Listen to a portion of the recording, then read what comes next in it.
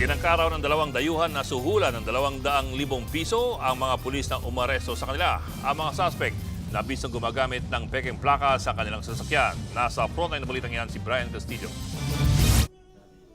Kuha ito sa loob ng isang presinto habang ipinoproseso ang isang Chinese at isang Malaysian na naaresto sa Pasay City.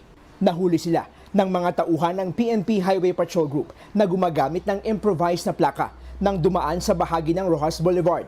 Maya-maya, may iniabot sa pulis ang isa sa mga dayuhan. 2 bundle pala ito ng tig 1,000 pesos na may kabuang halaga na 200,000 pesos. Kaya ang ending, may dagdag reklamo tuloy ang dalawang foreigner dahil sa tangkang panunuhol. Ang pulis sa video na sinubukang suhulan ay si Patrolman Emmanuel Tamayo. Hindi po basta-basta ang mga kapulisan na maopera ng kahit na anong halaga. Pawang trabaho lamang po ang aming ginagawa. Serbisyo lang po para sa bayan. Isang luxury van ang nakuha mula sa mga dayuhang sospek. Nang inspeksyonin, bumungad ang ilang pang peking plaka. Maging ang conduction sticker ng van, makikitang pinatungan na ng ibang stickers. Pero hindi lang yan ang nabisto sa loob ng sasakyan.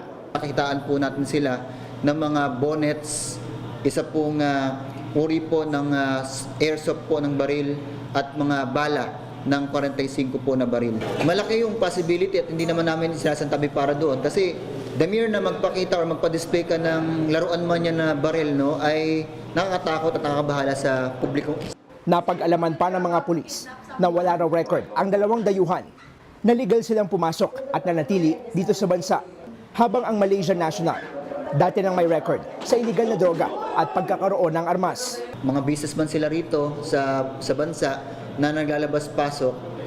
Meron pa tayong impormasyon na sila daw galing sa mga casino kung saan-saan. Yung Malaysian national ay gumagamit din ng mga fictitious name.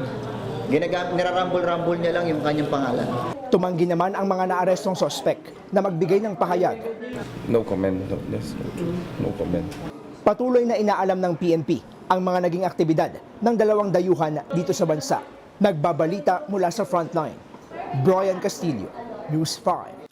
Mga kapatid, Ed Lingaw po, maging maalam at may pakialam sa mga napapanahong balita sa ating bansa.